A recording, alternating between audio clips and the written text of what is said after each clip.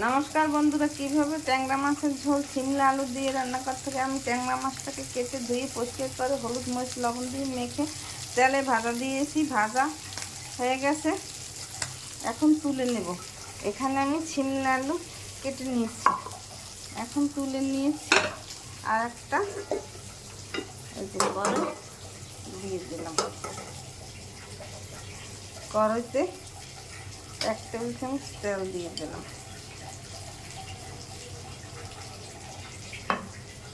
তেলের মধ্যে শিমলা আলু ভাজা দিয়ে দিলাম।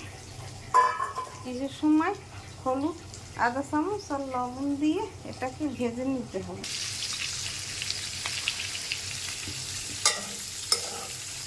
আমি লবণ আর হলুদ ছাড়া কিছু সময় ভেজে নিচ্ছি। এখন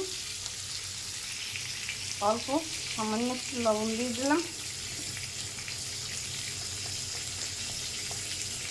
সামান্য একটু আধা চামচ হলুদের গুঁড়ো দিয়ে এখন আবার ভালো করে ভেজে নিতে হবে।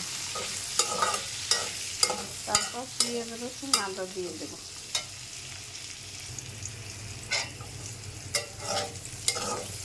শিমলা আলু ভাজা ভাজা হয়ে গেছে। বেশি জাল দিয়ে ভাজবেন না, বেশি জাল দিয়ে ভাজলে শিমলা পুড়ে যাবে, তাই মিডিয়াম জালে এখন পেঁয়াজ রসুন আদা দিয়ে দিলাম।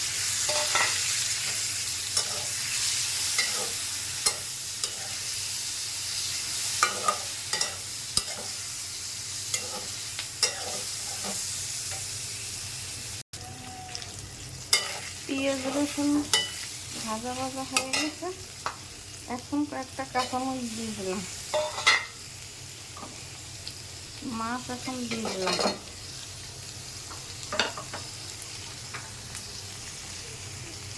পরিমাণ মতো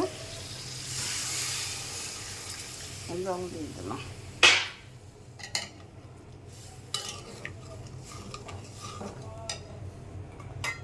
জলের মধ্যে হলুদ মরিচ লবণ ধনিয়ার গুঁড়ি জিরের গুঁড়ি গরম মশলা সব একসাথে করে এই দিয়ে দিলাম 1 চামচ। এখন ঢাকনা দিয়ে কিছু সময় ঢাকিয়ে রান্না করলেই মাছের ঝোল তৈরি হয়ে যাবে। 2 মিনিট পর ফিরে এসেছি, ঢাকনা তুলে দিলাম। আমার মাছের ঝোল এই দেখুন রান্না তৈরি হয়ে গেছে।